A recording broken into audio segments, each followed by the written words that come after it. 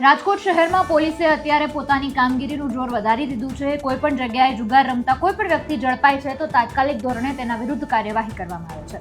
ત્યારે રાજકોટ પોલીસે જ્યારે દરોડા પાડ્યા હતા તેમાં ભાજપના જે મહિલા કોર્પોરેટર છે રાજકોટના, એમના પતિ જુગાર રમતા ઝડપાયા હતા। વિગતે ચર્ચા કરીએ પોલીસની કાર્યવાહી અને જે લોકોની ધરપકડ કરવામાં આવી છે તેની। નમસ્કાર, આપની સાથે હું આકાંક્ષા, તમે જોઈ રહ્યા છો રાજકોટ। રાજકોટમાં ભાજપના મહિલા કોર્પોરેટરના પતિ સહિત 5 લોકો જુગાર રમતા ઝડપાયા હતા લાખના બંગલા પાસે વશરામ એન્ટરપ્રાઇઝમાં।